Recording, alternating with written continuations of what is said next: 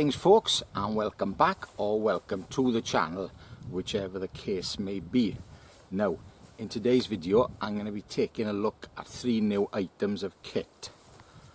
First of all, I have the Silky Outback. This is the Gomboy Curve 240. I've had this quite a while, but seeing as I've got a lot of Silky saws, I wanted to do a little review on this with something else, because I'm quite used to using Silky saws. So this is brand new, never been used. Very popular at the moment. I personally prefer straight blade, but I'm going to give it a go, see what all the fuss is about. So that's the first item. Second item, not so exciting, but in my opinion a good bit of kit. And this is the saw case from Needleworks Outdoors. Now I designed these and my friend Marcus from Needlework makes them. So this is the new model and this is the small, and this fits in there just nice. It also fits the Laplander and the larger pocket boy. The smaller pocket boy get a bit lost in it, so it fits the larger one. And what's good about these, you can take them on and off your belt without taking your belt off.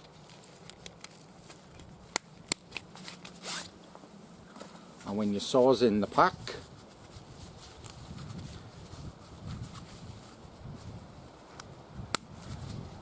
it rolls up nice and small out of the way. There you go. So there's my saw and my saw case.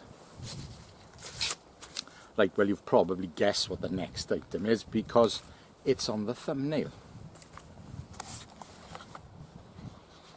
And this is the Mora Wit full tang bushcraft knife. I was at the UK Wilderness Gathering 2 weeks ago and these were going cheap. Woodland Ways, one of the big survival schools here in the UK, must have bought quite a lot of them and were selling them. The original price is on here, it's $179.99. Then it was dropped down to $139.99 and I had it for £70, and I thought for £70 I don't mind buying it, doing a review, because chances are I'll either sell it or give it away. I think I'll give it away. Right, let's have a look at it.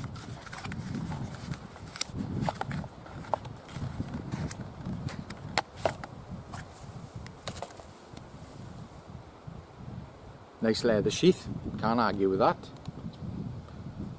Nice bit of stitching on it. Belt loop with one of these Swedish gizmos to go on your button, which is a nice touch.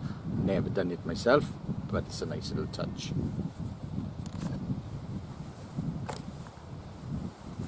Now I did originally want the smaller knife, but a guy bought it just before I got to the store. Now my friend Scott bought the smaller one and he told me that they were selling them cheap.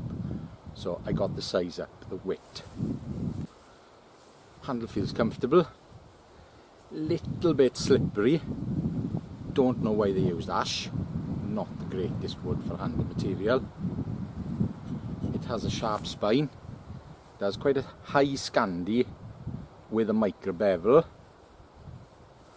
And it's got a bit of a swedge, a bit of a false edge to it, which I just don't see the point of personally. Numbered as well, and this is number 149543. Right, well, I'm going to get going now and do a bit of work with it. Now if you're a regular viewer, you will know that when I review a knife, I review it in the way worst case scenario. Now it's a nice day today, rained yesterday, rained last night, everything's a little bit damp, but this wood is really easy to light the fire. On my way in I gathered a big bundle of twigs. There's dead standing everywhere. It's a very easy place to light the fire, but I'm going to do it the hard way. So I'm going to be doing a bit of battening and a bit of shaving to get the fire going, and I'll be using a ferro rod. So yes, worst case scenario. Granted, I could just get a big bundle of twigs, put a match to them and just keep throwing twigs on and I'd have a fire going easy. I've lit thousands of fires, absolute piece of cake. But it's all about the knife and the saw. Right then, I'm going to find some suitable wood. Oh, one more thing.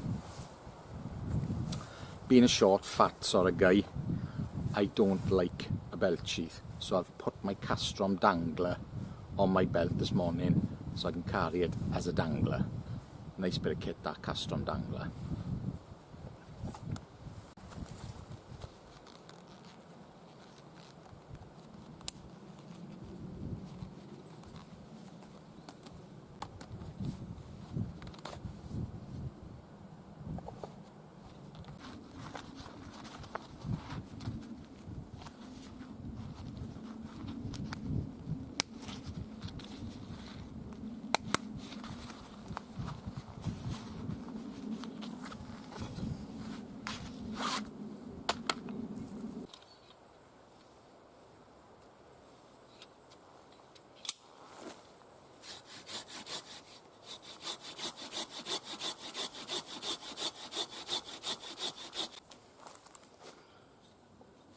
Little bit on the damp side, but it'll do for a battening test.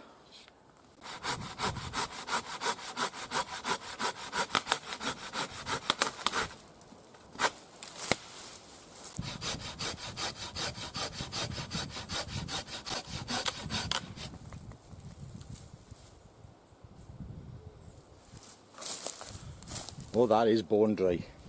So what I'll do now, I'll be taking a section, the straightest section out of the middle. I've got a nice straight section there as well. Right, back to camp. I'm going to section this piece of willow up now, get the two nicest, straightest pieces off it. The rest of it are just fuel, and I'm going to use one piece as my batten. Or if you're in the States, baton.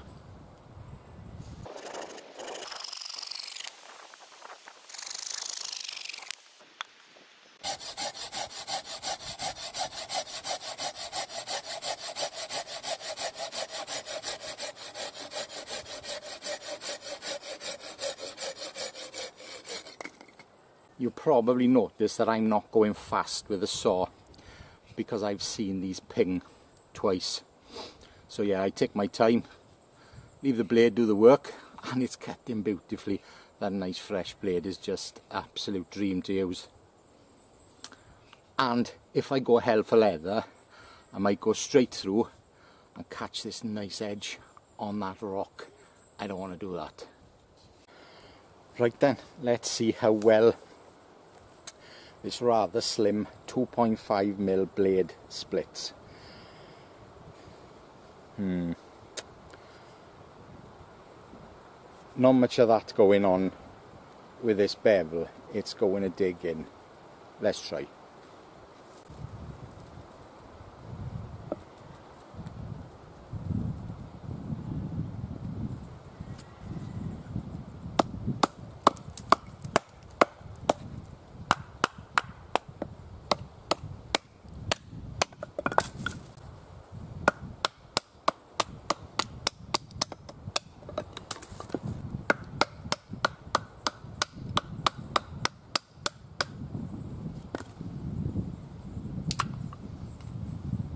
Well, thank goodness for not free wood, that's all I can say.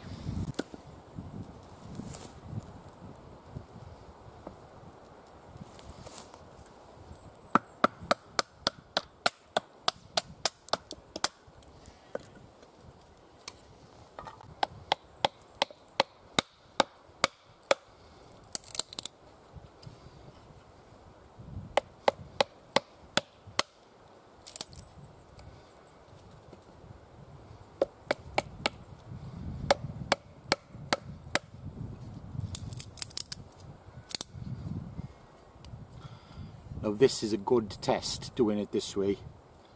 Good test for the point and a good test for the edge, because when you're prising back and forth, that's when it can roll.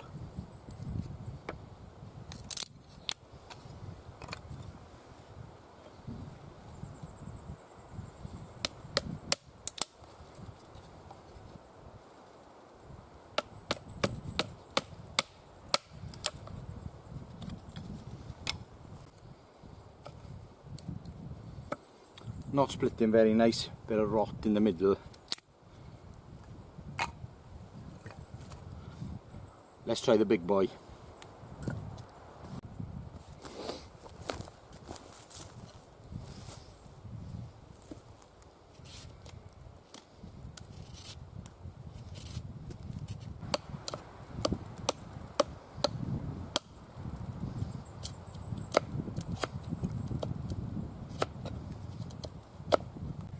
Any wet soggy bark, I always take it off, because when you take it off you can actually see where there's any knots, because I'm not going to attempt to put that straight to the middle. Number one, it's silly. I can only batten it so far. It's only 2mm thick. It could bend, it could break. So I'm going to check out now where there's a knot free piece, and I'm going to come in and take smaller slivers off it.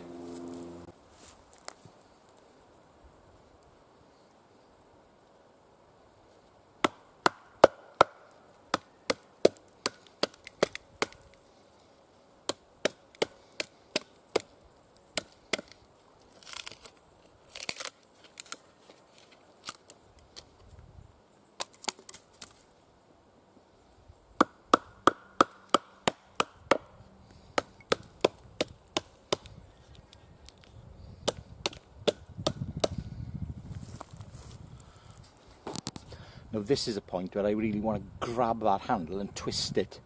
But 2.5mm, I just don't want to break it.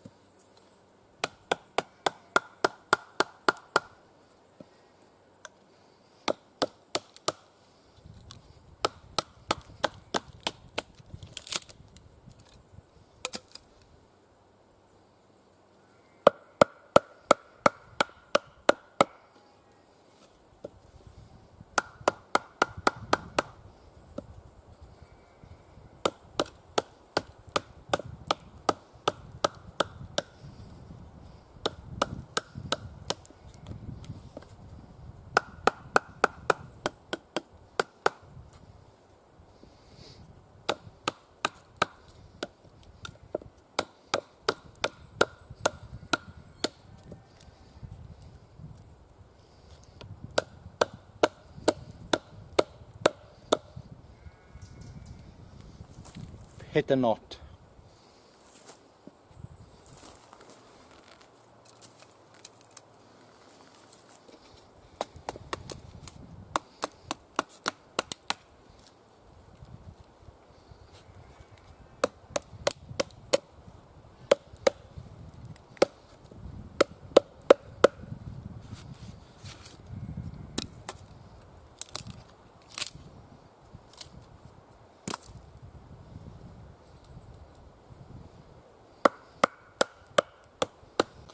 Right, so I'm getting somewhere now.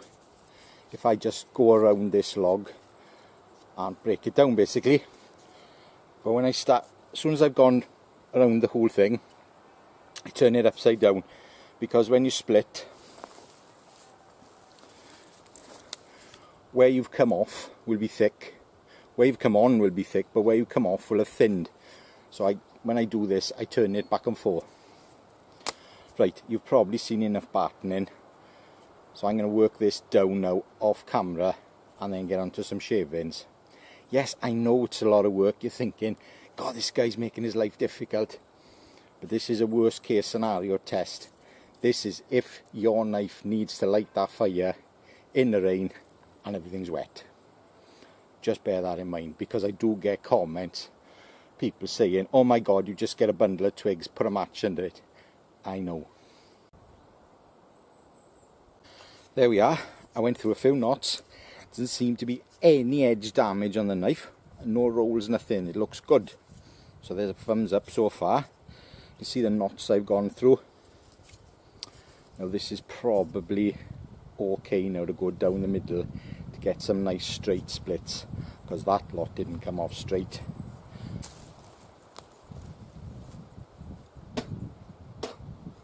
I am finding this handle a bit slippery.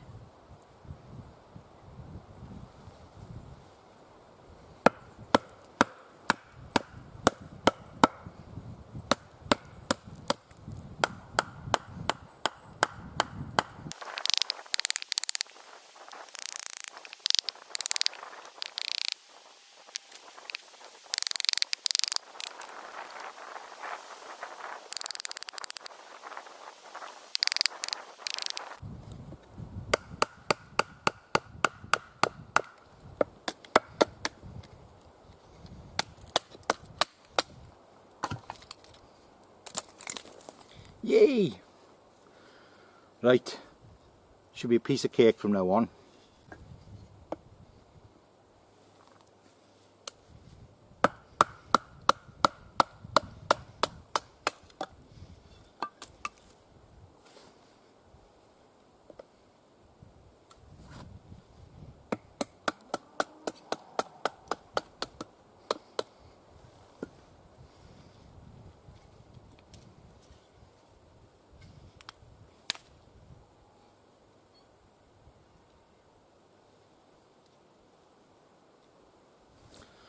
I'm sure I felt a bit of movement in the handle.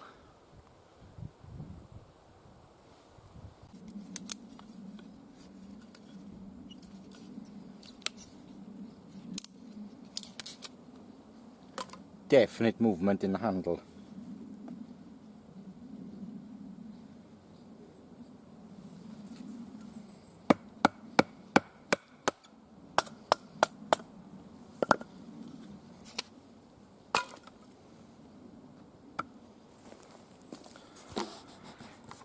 There we go. That's all that log split down. So the rough pieces from the outside, you know, they can just be kindling, and I'll pick a few good ones from the centre now to shave up. Fingers crossed I can make a couple of nice feather sticks. If not, I just make a bundle of shavings. Now that the hard work is over, it's time for a more pleasurable experience, making feather sticks or shavings, whichever the knife lends itself to. I will be battening down the other pieces of willow for a base for the fire, but that should be easy. There's a bit of rot in it. It's only small, it'll be fine. Famous last words. So I'm going to pick a couple of choice pieces now to shave up.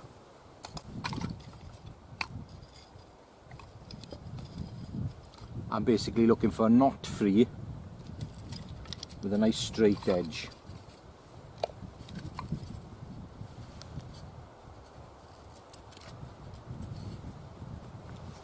Like that.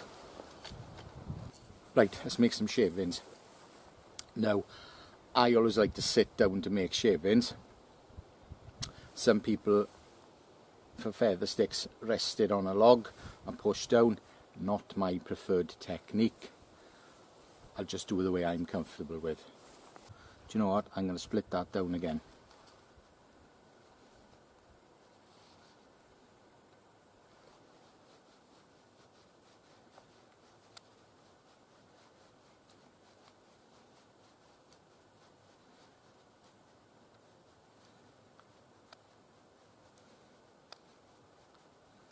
Wow, this is tough.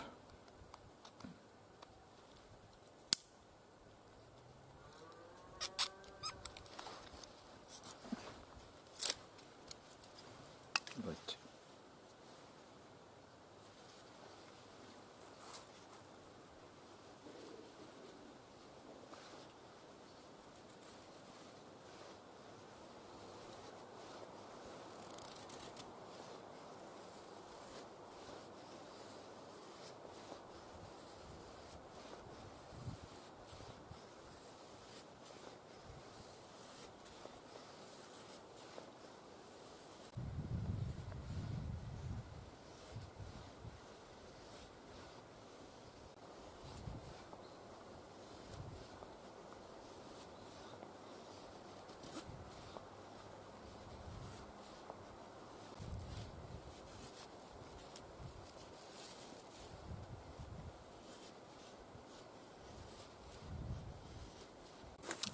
Not bad.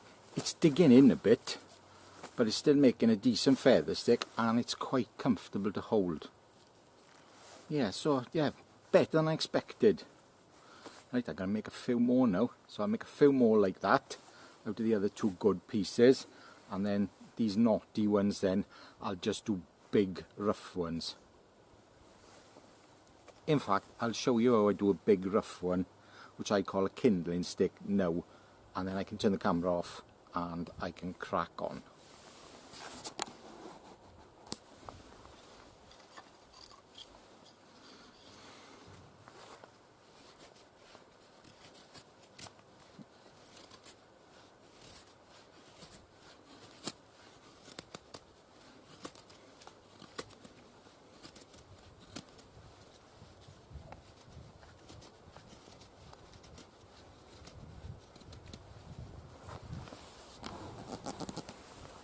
there we are. So I call that a kindling feather stick.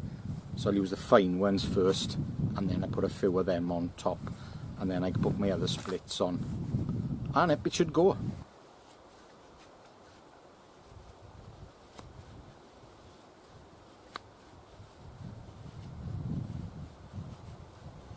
So one thing I'll address now is, because of that slicey, shallow grind, I'm not getting really nice curls out of this. But really nice curls are more of an aesthetic thing.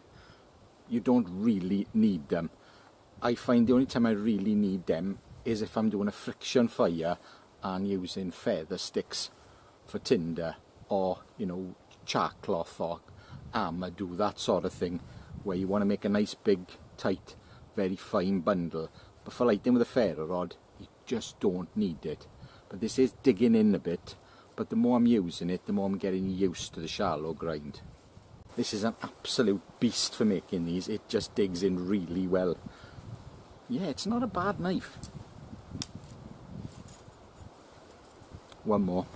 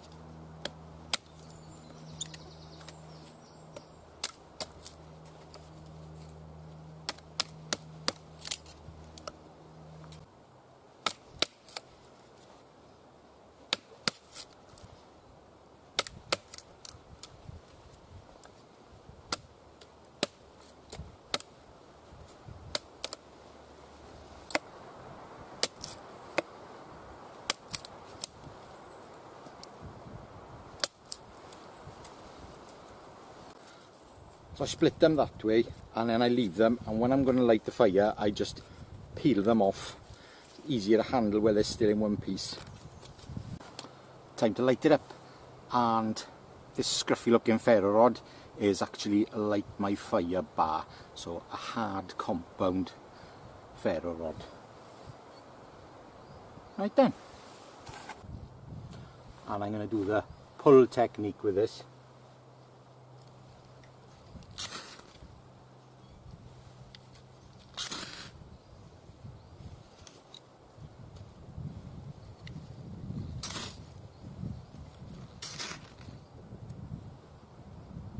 Went up and went out.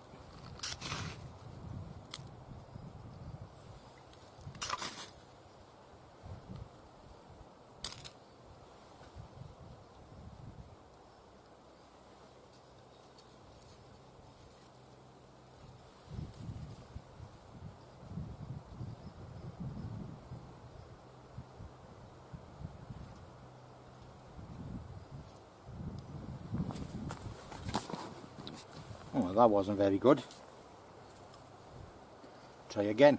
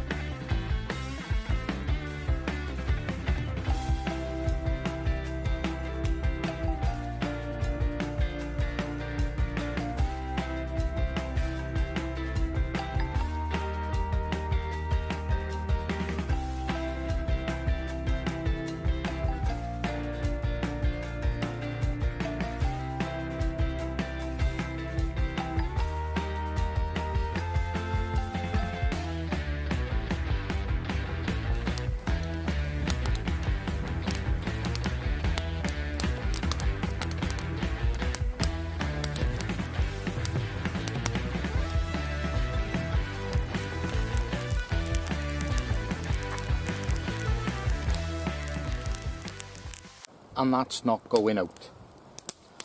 So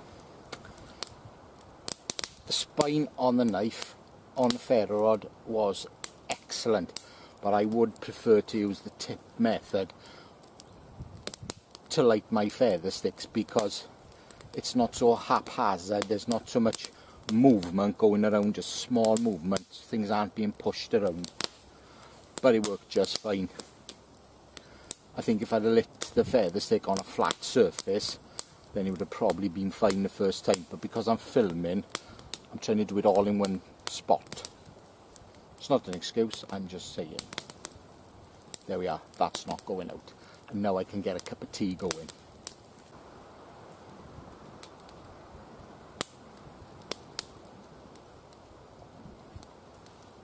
There we are, I've had my cup of tea. My fire has burnt down into a small parallel fire lay, which is my preferred fire lay, and I've put 2 nice big ones on, so they should take over for a bit. And they will though, so they will burn a bit quicker than most hardwoods, but I'm not here for the night, so it should be fine. So at this point in my videos, I usually do a spot of carving. Now, the last time I was here, I did a review on the hardcore hammers. I think it's the Survivalist hatchet or something like that. And I started fashioning a spatula. I didn't get much luck. The grind on it wasn't great, and I've taken it to work to re-grind it, but I still haven't got around to it. Been a busy guy. So what I thought, I'd try and finish this off now with the knife. Some really heavy duty carving into this to get a bit of shape on it. I was going to do a pot hanger, but I've done a lot of pot hangers, so I thought I'll finish this off. Well, attempt to finish it off. Get it to a usable state. Still got a spit in my hand. I do have dry hands. Right, chest lever.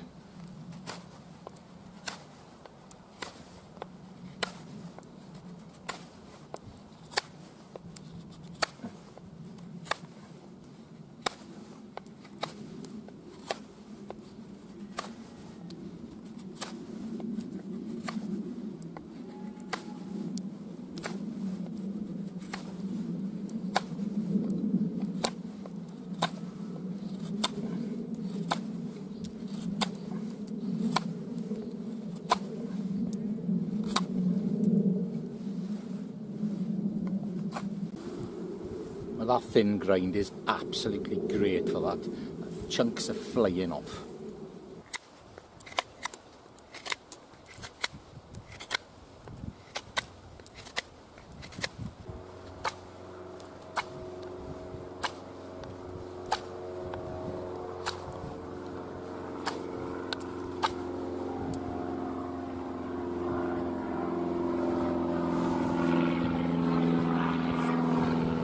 The plane.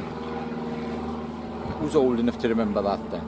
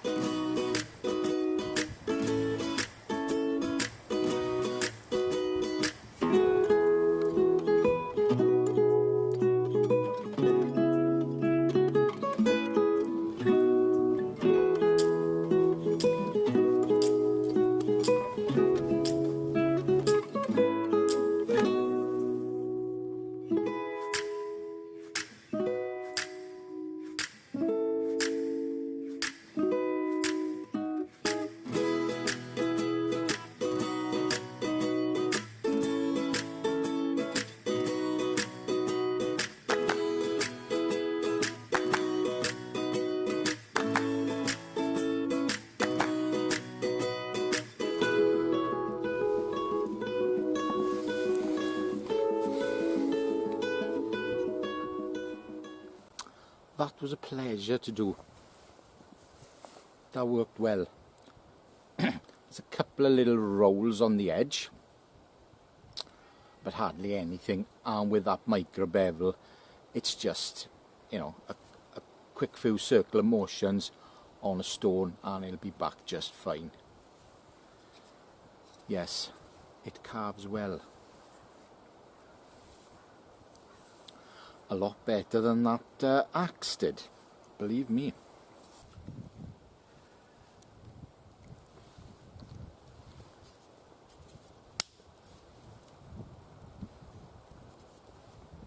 What do I think of the Mora Wit? I'll tell you now. It's got its good points, it's got its bad points. I'll start with the good points. I like the sheath. The sheath's just about deep enough that you can pull it out with one hand, so it's not too deep. Works well on the castrum dangler, so sheath gets a thumbs up from me.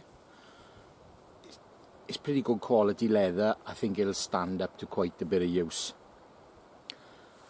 The blade. Yes, that is a waste of time.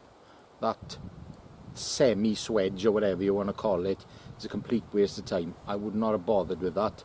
I would have just taken it flat. Yeah, so I don't like that.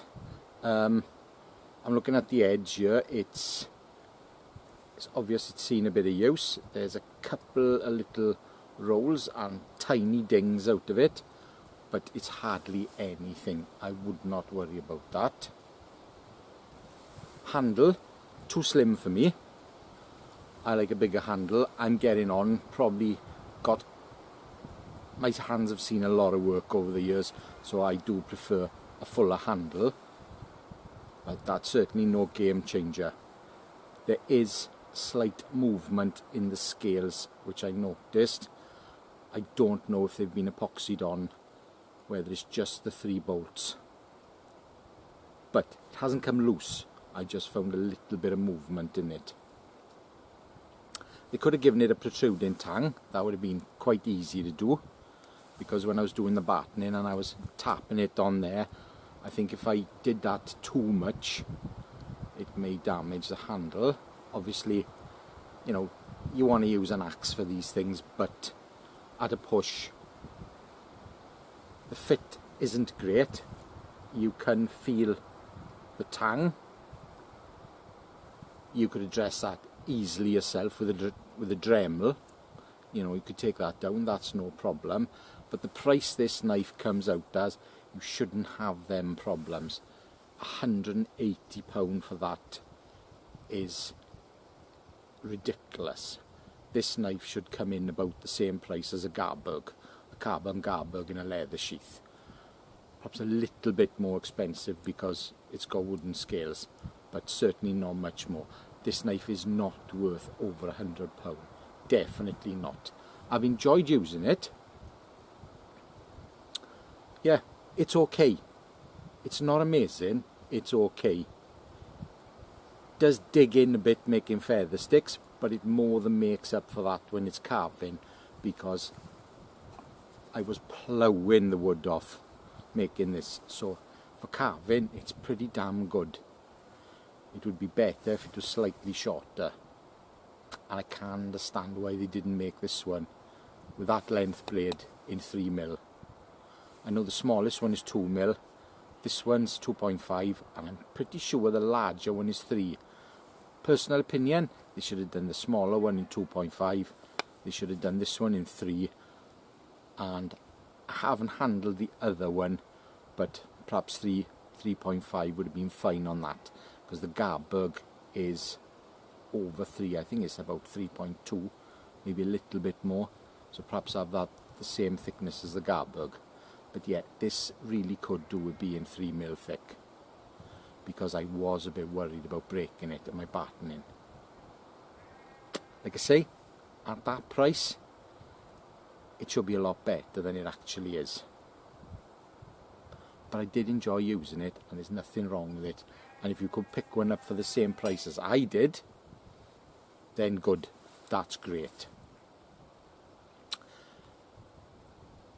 Well, I'm actually going to give this knife away, and I'm going to give this away to my members. So if anybody fancies joining my members program, which you get extra footage and you get giveaways and you get first choice on any knives that I make, and I want to sell spare knives, knives that people haven't paid for, that kind of thing. Yes, I'm giving that away to my members. Well, one of my members, obviously can't give it away to all of them. So yeah, not bad, not worth the money. Right, thank you very much for watching. I appreciate your comments, I appreciate your views, and I certainly appreciate a thumbs up. I forgot to mention, that's just great. It's just a lovely silky saw. They're fantastic. Now if you want one of these saw cases, I will leave a link to purchase one in the description box, and it'll be an Etsy link. I'll also put a link there how you join my membership program. Right, I'm going to sit here now and enjoy my fire. It's died a bit. I'll build it back up, have a nice cup of tea again. Mora Wit, it's not shit. Ta-ra.